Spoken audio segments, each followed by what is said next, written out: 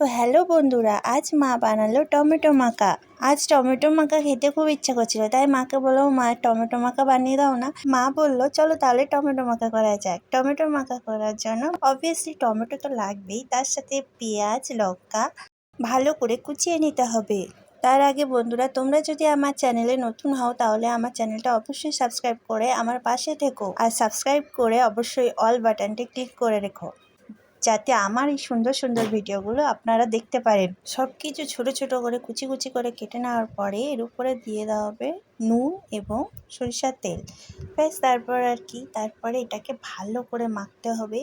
নিজের গায়ে যতটা জোর আছে ততটা জোর দিয়ে ভালো করে মাখতে হবে, যাতে টেস্টফুল হয়। তোমরা কে কে টমেটো মাখা খেতে ভালোবাসো অবশ্যই কমেন্টে বলো। টমেটো মাখা এইভাবে কে করেছো সেটাও কমেন্টে আমাকে জানিও। টমেটো মাখা তো হয়ে গেছে, এবার টমেটো মাখাটা টেস্ট করে দেখা যাক টমেটো মাখাটা কেমন হয়েছে। টমেটো মাখাটা কিন্তু খুব ভালো খেতে হয়েছিল, খুব সুন্দর খেতে হয়েছিল।